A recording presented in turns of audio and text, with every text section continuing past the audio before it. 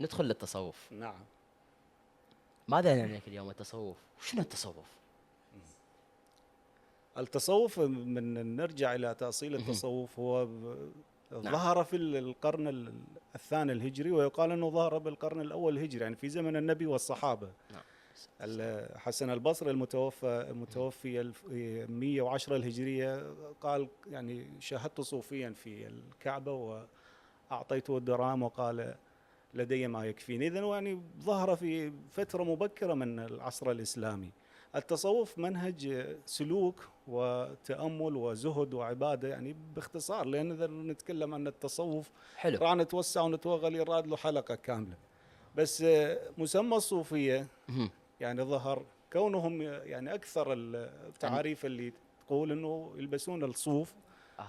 أو أنهم يعني قادم هذا الاسم من أهل الصفة اللي كانوا بالمسجد، الرسول بنى لهم مكان خاص بهم سماهم أهل الصفة، فسموا صوفية. بعدين تبلور الاسم فصار صوفية. فالاسم من القرن الأول. شنو هالطريقة؟ وأول ما ظهر بالعراق التصوف، يعني ظهر بالكوفة مم. على يد أبو هاشم الكوفي، أو جابر بن حيان أيضا كان يسمى جابر الصوفي. وظهر بالبصرة للحسن البصري ورابع العدوية وداود الطائي وحبيب العجمي يعني. وفي مصر ذنون المصري، يعني ظهر في كل بس مكان. اليوم نلاحظ منتشر كثير بالعراق. هو التصوف من ذاك الوقت إلى اليوم نعم. هو عامل يعني ما وقف أمام الزمن، بل بالعكس انتصر على الزمن، وانتشر انتشار كبير، والطرق الصوفية انتشرت في كل بقاع العالم. شنو الطريقة الصوفية محمد؟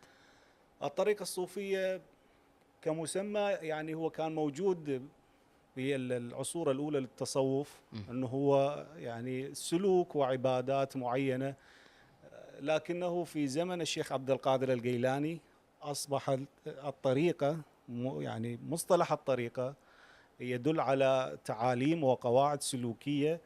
فالشيخ عبد القادر الجيلاني أول من أسس مصطلح الطريقة، فسميت به الطريقة القادرية. بعد سقوط بغداد سنة ايه. 656 هجرية ظهرت بقية الطرق الصوفية، الطريقة الرفاعية والطريقة الشاذلية والطريقة النقشبندية والطرق الأخرى، ظهرت بعد سقوط بغداد، لأن يعني إلها المجتمع الإسلامي تفكك إلها فأصبح عدد طرق؟ أي نعم، آه. طرق كثيرة للتصوف. فالطريقة أصبحت هي الإناء التي تحتوي حلو. التصوف. حلو.